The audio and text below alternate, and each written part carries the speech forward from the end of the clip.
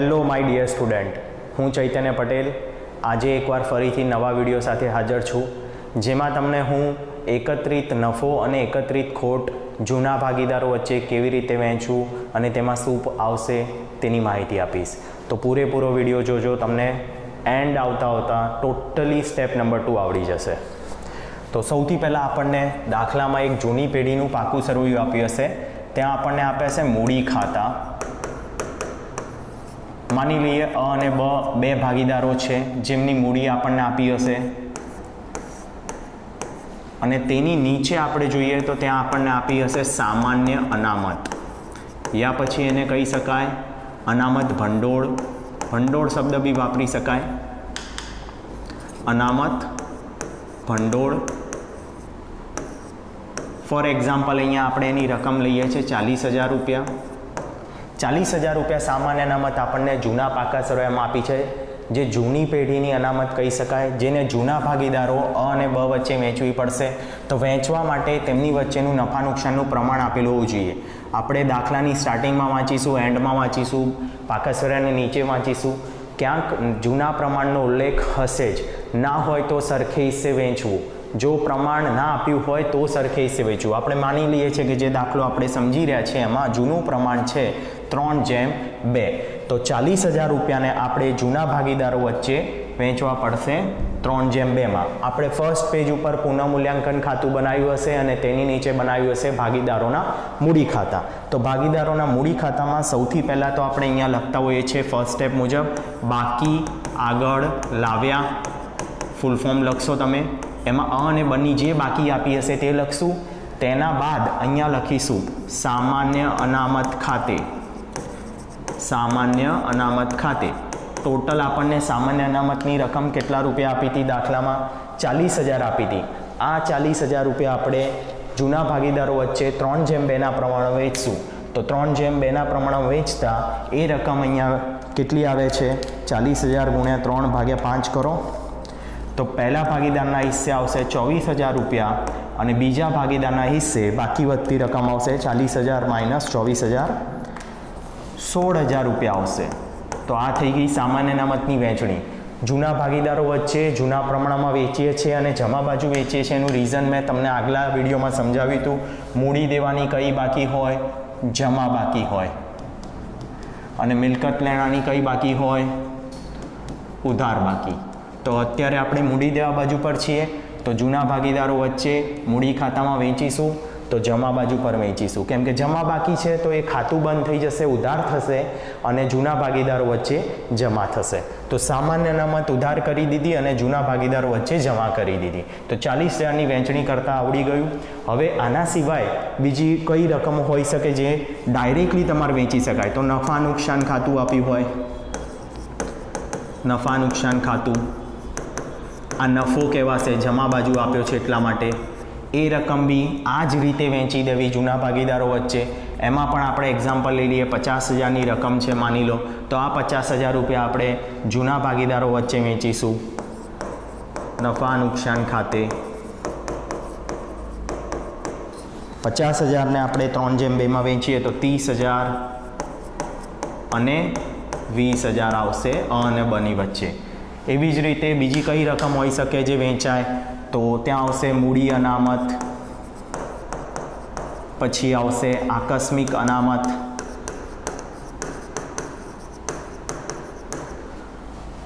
આ ચારે વસ્તુ તમારે કોઈ પણ હવાલો આપણા ગુજરાત બોર્ડની ચોપડીમાં આની ઉપર નથી, તો એને ડાયરેક્ટલી તમે જૂના ભાગીદારો વચ્ચે વેચી દેશો. મૂડી અનામત હોય, આકસ્મિક અનામત હોય તો પણ તમારે વેચી દેવી. હવે વાત કરીએ એ સિવાય શું હોય છે? તો કારીગર અકસ્માત વળતર ભંડોળ. ઘણીવાર કારીગર વળતર ભંડોળ શબ્દ વાપર્યો હોય છે, યા પછી ઘણીવાર કારીગર વળતર અનામત. તો કારીગર અકસ્માત વળતર ભંડોળ, એની રકમ માની લઈએ આપણી પાસે પડી છે 30,000 રૂપિયા. 30,000 પડી છે. હવે આ મોસ્ટ આઈએમપી છે, તમે યાદ રાખજો, આ મોસ્ટ આઈએમપી પોઈન્ટ છે, કારીગર અકસ્માત વળતર ભંડોળ. શું કરવું આમાં?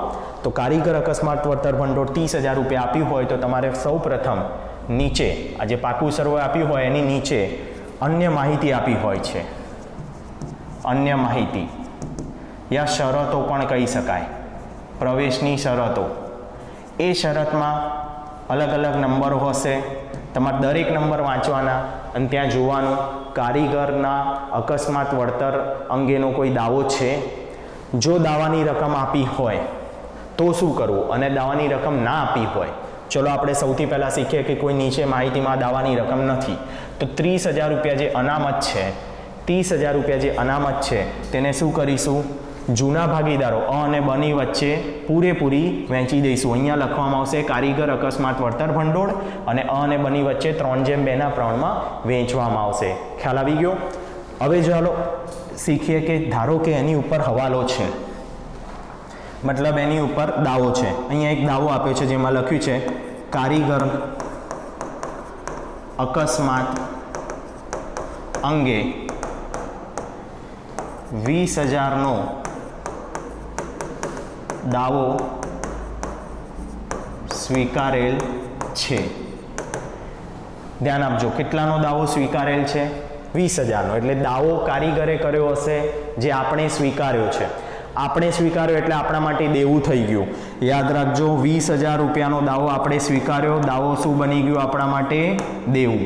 તો સૌ પ્રથમ આપણે 20,000 રૂપિયાની એન્ટ્રી કરવી પડશે. આપણે જે નવું પાકું સરવૈયું બનાવ્યું હશે પ્રવેશ બાદનું, આ નવું પાકું સરવૈયું આપણે બનાવ્યું છે, ત્યાં મૂડી દે આ બાજુ પર લખીશું કારીગર અકસ્માત અંગે દાવો. 20,000 રૂપિયાનો દાવો કારીગરે કર્યો હોય તો 20,000 રૂપિયાની એન્ટ્રી, એટલે દાવાની પૂરેપૂરી રકમ સૌ પ્રથમ મૂડી દે આ બાજુ પર લખી દેવી. હવે વાત કરીએ આપણી પાસે અનામત કેટલી પડી હતી, વળતર ભંડોળ કેટલું હતું, તો 30,000નું આપણી પાસે ભંડોળ છે, અને દાવો કેટલા રૂપિયાનો છે? 20,000 રૂપિયાનો. આપણે જે ભંડોળ ભેગું કર્યું હતું એમાંથી 20,000 રૂપિયા દાવા પેટે આપણે ચૂકવવા માટે જોઈશે ભવિષ્યમાં. તો 20,000 રૂપિયા સિવાય આપણી જોડે વધારાનું અનામત કેટલું પડ્યું છે? તો 30,000 રૂપિયામાંથી 20,000 આપણે બાદ કરી દઈએ તો પણ આપણી પાસે વધારાનું અનામત કેટલું છે? 10,000 રૂપિયા છે. તો 10,000નું જે અનામત બચ્યું છે તે આપણે જૂના ભાગીદારો વચ્ચે જૂના પ્રમાણમાં વેચી દઈશું. તેના માટે આપણે નફા નુકસાન, તેના માટે આપણે ભાગીદારોના મૂડી ખાતા ખોલીશું. મૂડી ખાતાની જમા બાજુ પર ત્યાં લખીશું આપણે કારીગર અકસ્માત વળતર ભંડોળ ખાતે, ભંડોળ ખાતે. અને 10,000 રૂપિયા આપણે 3/2 પ્રમાણમાં જૂના ભાગીદારો વચ્ચે વેચીશું. તો અને મળશે 4,000 અને બને મળશે અને મળશે 6,000 અને બને મળશે 4,000 રૂપિયા. તો આ રીતે આપણે 10,000નું જે અનામત આપણી પાસે બચ્યું હતું, દાવાથી વધારે અનામત આપણી પાસે હતું, તો વધારાનું અનામત આપણે જૂના ભાગીદારો વચ્ચે વહેંચી દીધું. હવે આપણે થોડો કેસ ચેન્જ કરીએ અને હવે દાવાની રકમ આપણે વધારી દઈએ છીએ, એટલે દાવાની રકમ અનામતથી વધુ છે. ફોર એક્ઝામ્પલ આપણે દાવાની રકમ ચેન્જ કરીને ત્યાં લખીએ છીએ 50,000. તો હવે દાવો કેટલાનો છે? 50,000નો. અનામત આપણી પાસે કેટલી પડી છે? 30,000. તો સૌ પ્રથમ આપણે ગણતરી સમજીએ. સૌ પહેલી એન્ટ્રી તમારે જે લાસ્ટ ટાઈમ કરાવી હતી એ જ કરવાની. 50,000નો દાવો એટલે દેવું છે, તો નવા પાકા સરવૈયામાં તમારે દેવા બાજુ પર લખી દેવું પડશે કારીગર અકસ્માત વળતર ભંડોળના દાવા ખાતે. દાવા યા તમે અહીંયા લખી શકો કારીગર અકસ્માતના દાવા, એ જ બરાબર રહેશે. કારીગર અકસ્માતના દાવા અંગે કેટલા રૂપિયાનો દાવો છે? 50,000નો.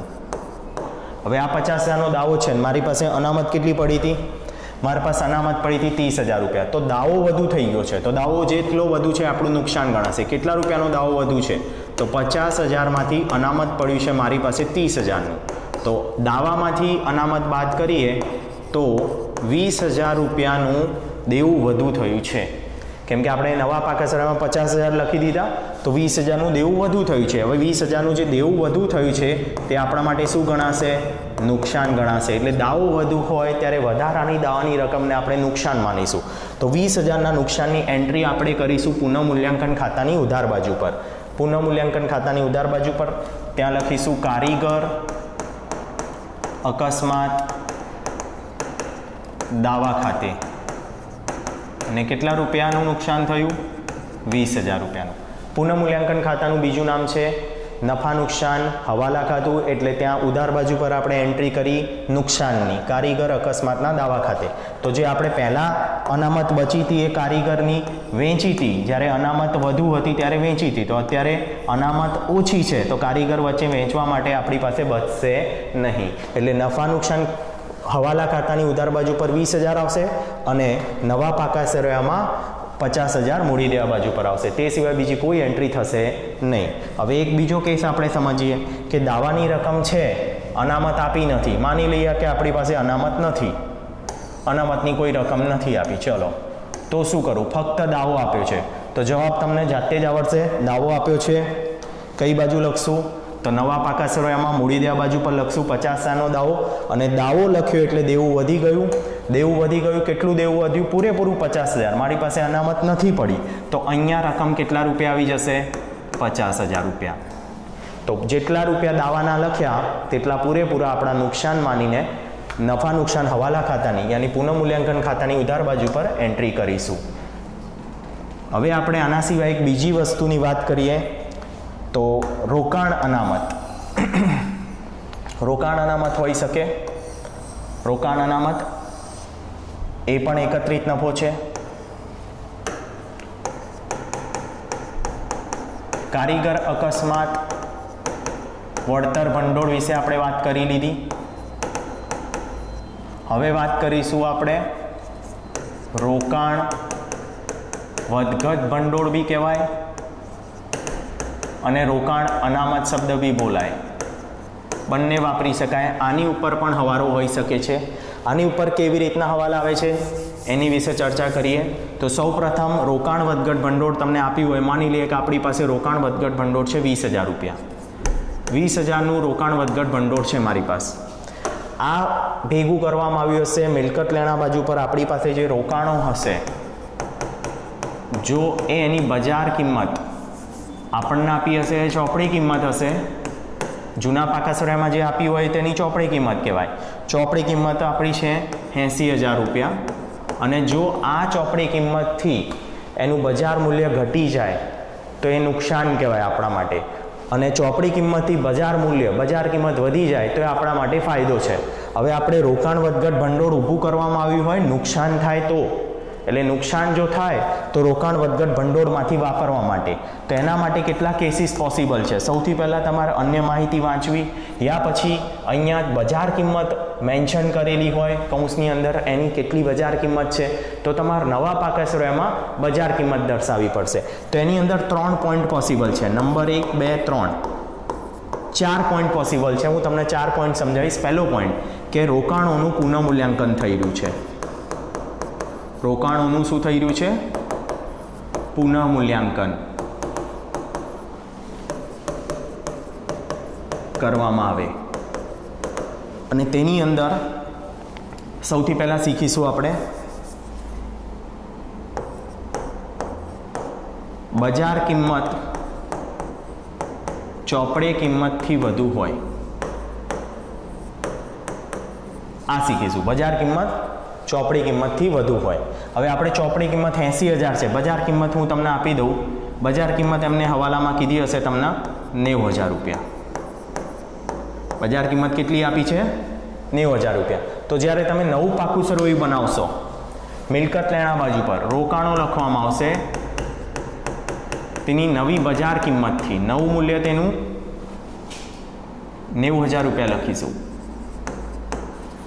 નવું મૂલ્ય બજાર કિંમત આપી હોય તેને કહેવાશે 90,000 રૂપિયા લખશું. અને જો આપણી પાસે ચોપડી કિંમત હતી 80,000, એટલે આપણે કમ્પેર કરીશું આપણી ચોપડી કિંમતને આપણી બજાર કિંમત સાથે. તો ચોપડી કિંમત છે 80,000 અને બજાર કિંમત છે 90,000. આપણે કેટલા રૂપિયાનો ફાયદો થયો? તો 10,000 રૂપિયાનો ફાયદો થયો છે. 10,000નો જે વધારાનો ફાયદો છે એને આપણે પુનઃમૂલ્યાંકન ખાતાની જમા બાજુ પર લખીશું. ત્યાં લખીશું રોકાણો ખાતે. રોકાણો ખાતે 10,000 રૂપિયા. આ રીતે એન્ટ્રી થશે. હવે વાત કરીએ આપણી પાસે જે અનામત પડી હતી, રોકાણ વધઘટ ભંડોળ પડ્યું હતું 20,000 રૂપિયાનું, એનો કોઈ ઉપયોગ કરવો પડ્યો ના, આપણને નુકસાન થાય તો ઉપયોગ કરવો પડશે. હવે નથી ઉપયોગ કર્યો તો આ ભંડોળ હવે જૂના ભાગીદારો વચ્ચે વેચી દો જૂના પ્રમાણમાં 3:2 પ્રમાણમાં. તો આપણે એના માટે મૂડી ખાતા ખોલીશું. મૂડી ખાતાની જમા બાજુ પર એન્ટ્રી કરીશું, ત્યાં લખશું રોકાણ વધઘટ ભંડોળ ખાતે અને 20,000 રૂપિયા હું અ અને બ ની વચ્ચે 3:2 પ્રમાણ વેચીશ. 20,000 ભાગ્યા 5 કરીશું તો જવાબ આવશે 4,000 અને 4,000 ગુણ્યા 3 કરીશું 12,000 અને 8,000 જવાબ આવશે. એટલે આપણે રોકાણ વધઘટ ભંડોળ 12,000 અને 8,000 એમ અ અને બ વચ્ચે વહેંચી દીધી. હવે આપણે કેસ બદલીએ. અહીંયા બી ટાઈપનો કેસ લઈએ, અલગ પ્રકાર. જ્યારે બજાર કિંમત ચોપડે કિંમતથી ઓછી હોય,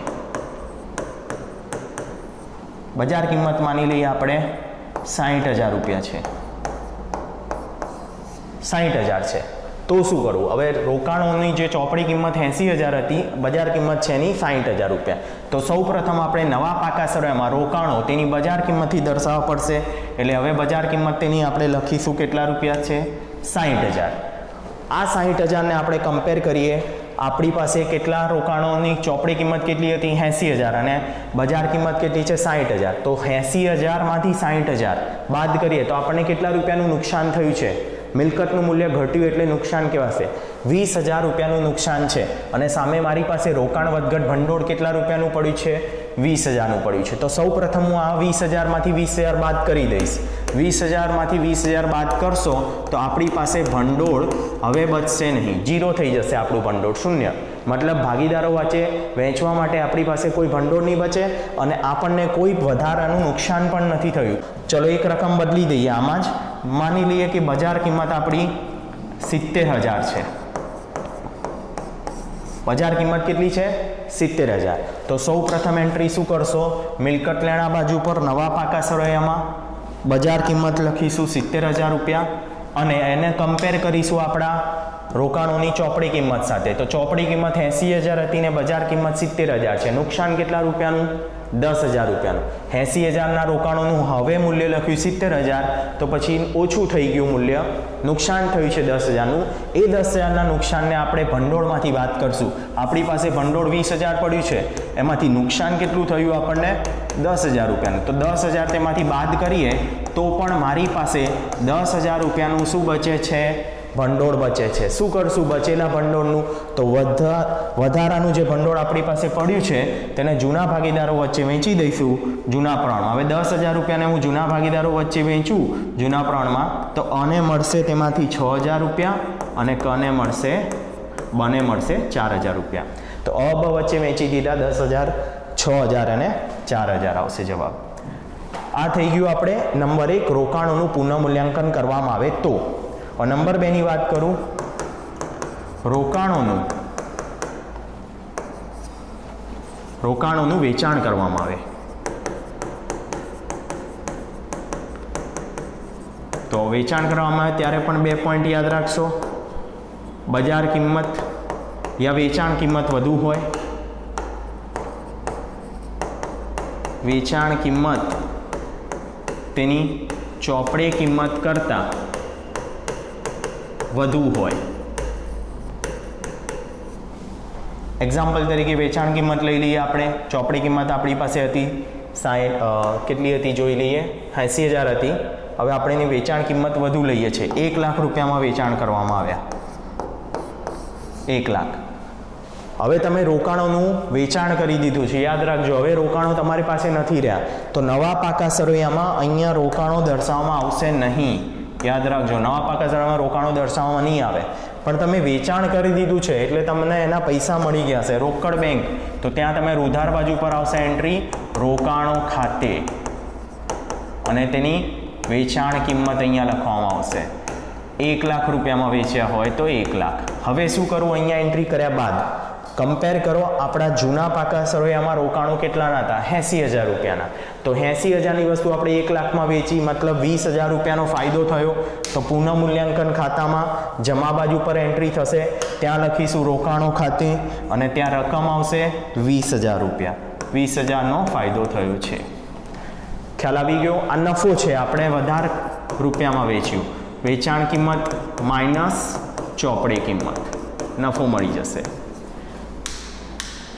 અને ભાગીદારો વચ્ચે જે રોકાણ વધઘટ ભંડોળ આપણું 20,000 રૂપિયા પડ્યું છે એ ભાગીદારો વચ્ચે જૂના પ્રમાણમાં વેચી દઈશું. તો જૂના પ્રમાણમાં 3/2માં વેચીએ તો અ ને બને કેટલા રૂપિયા મળશે? 12,000 અને 8,000. કેમ કે ભંડોળનો ઉપયોગ કરવો પડ્યો નહીં, નફો થયો વેચતા, એટલા માટે ભંડોળનો ઉપયોગ કરવો પડે જો નુકસાન થાય તો. ચલો આપણે કેસ બદલીએ, આમાં થોડો ચેન્જ કરીશું કે રોકાણોનું વેચાણ તો કરવામાં આવી છે પણ વેચાણ કિંમત ઓછી છે. વેચાણ કિંમત તેની ચોપડે કિંમત કરતાં ઓછી છે, ઓછી હોય.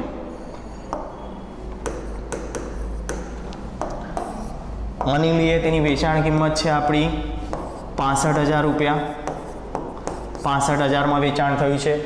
તો યાદ રાખજો, વેચાણ થયું છે એટલે આપણે રોકડ બેંક ખાતું ખોલવું પડશે. રોકડ બેંક ખાતામાં તેની વેચાણ કિંમતની એન્ટ્રી કરવી પડશે. વેચાણ કિંમત કેટલા રૂપિયા છે? 65,000. આપણને 65,000 રૂપિયા મળ્યા હશે. નવા પાકસોરામાં રોકાણો નહીં આવે અને 65,000માં વેચી દીધા. તેને કમ્પેર કરો આપણી પાસે જે જૂના રોકાણો હતા, ચોપડી કિંમત હતી, એની સાથે 80,000ની વસ્તુ આપણે 65,000માં વેચી, મતલબ કેટલા રૂપિયા નુકસાન થયું? 15,000 રૂપિયાનું નુકસાન છે. તો 15,000ના નુકસાનને આપણે રોકાણ વધઘટ ભંડોળ આપણી 20,000 પડી છે તેમાંથી બાદ કરીશું. 20,000ની રોકાણ વધઘટ ભંડોળ માઇનસ 15,000, તો આપણી પાસે 5,000 રૂપિયા ભંડોળ બચશે. મારી પાસે 5,000 રૂપિયાનું ભંડોળ બચે છે. તો 5,000ના ભંડોળને શું કરીશું? જૂના ભાગીદારો વચ્ચે વેચી દઈશું જૂના પ્રમાણમાં. તો અહીંયા ભાગીદારો છે આપણા અ અને બ, તેમની વચ્ચે 5,000 રૂપિયા વેચીશું તો અને મળશે 3,000 રૂપિયા અને બને મળશે 2,000 રૂપિયા. યાદ રાખશો આ રીતે આ પોઈન્ટ. વેચાણ કરવામાં આવે તો આ પોસિબિલિટી છે કે વેચાણ કિંમત વધુ હોય ચોપડી કિંમતથી અને વેચાણ કિંમત ચોપડી કિંમતથી ઓછી પણ હોઈ શકે. હવે નંબર 3 સમજીશું. જો અમે તમને 2 કેસ સમજાવી દીધા છે. એક, રોકાણોનું પુનઃમૂલ્યાંકન કરવામાં આવે, 2, રોકાણોનું વેચાણ કરવામાં આવે, અને નંબર 3 હવે સમજીશું કે રોકાણો કોઈ ભાગીદાર લઈ જાય. રોકાણો કોઈ ભાગીદાર લઈ જાય, અને ઉપાડ કહેવામાં આવશે. ઉપાડ માનીને એન્ટ્રી કરવી પડશે. તો ઉપાડની એન્ટ્રી થશે મૂડી ખાતાની ઉધાર બાજુ પર. હવે જો એના પણ 2 પોસિબિલિટી, ઓછી કિંમતથી લઈ જાય, ચોપડે કિંમતથી ઓછી કિંમતે લઈ જાય, કિંમતે લઈ જાય. પહેલા આ સમજીશું કે કઈ કિંમતે લઈ ગયો. તો ઓછી કિંમતે લઈ ગયો છે, મતલબ ચોપડી કિંમત આપણી રોકાણોની 80,000 છે તો એ આપણે 70,000માં લઈ ગયો છે કોઈ એક ભાગીદાર. અભાગીદાર છે જે ચોપડી કિંમતથી ઓછી કિંમતે લઈ જાય છે, 70,000માં આપણા રોકાણો લઈ જાય છે. તો શું કરવું? તો સૌથી પહેલાં મૂડી ખાતા બનાવ્યા હશે તેની ઉધાર બાજુ આવું, આમાં લખી દેવા 70,000 રૂપિયા ઉપાડ કર્યો છે. શું લઈ ગયો છે? રોકાણો. તો અહીંયા લખીશું રોકાણો ખાતે. અને આમાં પણ યાદ રાખો, રોકાણો હવે તમારા જતા રહ્યા નવા પાકાસોરામાં રોકાણો મિલકત લેણા બાજુ પર લખવામાં આવશે નહીં. આ વાત યાદ રાખવી, નવા પાકાસોરામાં મિલકત લેણા બાજુ પર રોકાણો નહીં આવે. હવે એને કમ્પેર કરો, આપણી ચોપડી કિંમત કેટલી હતી? તો મારી પાસે ચોપડી કિંમત છે 80,000 રૂપિયા જૂના પાકાસોરામાં, અને આ લઈ ગયો છે 70,000 રૂપિયામાં. 10,000નું શું થયું છે આપણને? નુકસાન. તો 10,000નું નુકસાન થયું તો મારી પાસે રોકાણ વધઘટ ભંડોળ કેટલું પડ્યું છે? 20,000 પડ્યું છે. 20માંથી હું 10,000 બાદ કરીશ. 20માંથી 10,000 બાદ કરું તો મારી જોડે કેટલા રૂપિયા બચશે? 10,000 રૂપિયા બચશે અનામતના. તો અનામતના જે 10,000 બચ્યા એ હું જૂના ભાગીદારો વચ્ચે જૂના પ્રમાણમાં વેચી દઈશ મૂડી ખાતાની જમા બાજુ પર. તો જમા બાજુ પર એન્ટ્રી થશે અને ત્યાં આવશે 6,000 અને 4,000. ચલો, એવું બી પોસિબલ છે કે નુકસાનની રકમ વધુ હોય આપણા ભંડોળથી. માની લઈએ કે આપણા રોકાણો લઈ ગયો છે, ઓછી જ કિંમતે લઈ ગયો છે, પરંતુ તે કિંમત છે ફક્ત 50,000 રૂપિયા. આપણે કિંમત ચેન્જ કરીએ કે 50,000માં લેવી ગયો. અનામનો ભાગીદાર રોકાણો કેટલામાં લઈ ગયો? 50,000માં. તો મૂડી ખાતાની ઉધાર બાજુ પર એન્ટ્રી કરીશું, ત્યાં લખશું કેટલામાં લઈ ગયો? 50,000 રૂપિયામાં. અહીંયા લખીશું 50,000માં લઈ ગયો અને તેને કમ્પેર કરીશું આપણે ચોપડી કિંમત કેટલી હતી રોકાણોની તેની સાથે. તો આપણી ચોપડી કિંમત હતી રોકાણોની 80,000. 80,000નો મારા રોકાણો મારી મિલકત એક ભાગીદાર અ 50,000માં લઈ ગયો તો કેટલાનું નુકસાન થયું? 30,000નું નુકસાન થયું. 30,000નું મારી જોડે ભંડોળ છે 20,000. હવે શું થશે? ભંડોળથી બી પણ વધુ નુકસાન છે. તો નુકસાન છે ટોટલ 30,000નું. હું એમાંથી ભંડોળ વાપરીશ 20,000નું તો પણ મારા 10,000 રૂપિયાનું વધારાનું નુકસાન છે. યાદ રાખજો, નુકસાનની રકમ વધુ છે. 10,000 રૂપિયા નુકસાન વધુ છે એટલે ભંડોળ તો ભાગીદારો વચ્ચે વેચી શકાશે જ નહીં, નુકસાનમાં જ જતું રહ્યું. ઉલટું 10,000નું વધારાનું નુકસાન છે. શું કરશું તમે? તો પુનઃ મૂલ્યાંકન ખાતાની ઉધાર બાજુ પર એન્ટ્રી કરશું, ત્યાં લખશું રોકાણો ખાતે 10,000 રૂપિયા. ભાગીદારો વચ્ચે વેચવા માટે આપણી પાસે અનામત બચશે નહીં. યાદ રાખજો, અહીંયા વેચણી થઈ શકશે નહીં કારણ કે નુકસાનની રકમ વધુ હતી, અનામત આપણી પાસે ઓછું હતું. આ કેસ બી પોસિબલ છે. એના સિવાય શું પોસિબિલિટી છે ધ્યાન આપજો. ભાગીદાર લઈ ગયો, ઓછી કિંમતે લઈ ગયો તો તેનાથી ઊંધું હોઈ શકે, ચોપડી કિંમતથી વધુ કિંમતે લઈ જાય, વધુ કિંમતે લઈ જાય. એમાં આપણે કરીશું કે એક ભાગીદાર આપણા રોકાણોને 85,000માં લઈ ગયો છે. બ નામનો ભાગીદાર છે જે આપણા રોકાણોને 85,000માં લઈ જાય છે. તો તેના માટે તમારે મૂડી ખાતા ખોલવા પડશે. ત્યાં બની અંદર તમારે લખવું પડશે 85,000માં લઈ ગયો છે, 85,000માં લઈ ગયો. હવે આને કમ્પેર કરીશું આપણે ચોપડી કિંમત હતી એની સાથે. મારી ચોપડી કિંમત કેટલી છે? 80,000. 80,000ના રોકાણો 85,000માં લઈ ગયો તો 5,000 રૂપિયાનો ફાયદો થયો છે. પુનઃ મૂલ્યાંકન ખાતાની જમા બાજુ પર લખશું. પુનઃ મૂલ્યાંકનની જમા બાજુ પર રકમ આવશે 5,000 રૂપિયા. 5,000નો ફાયદો થયો છે, ત્યાં લખીશું રોકાણો ખાતે 5,000.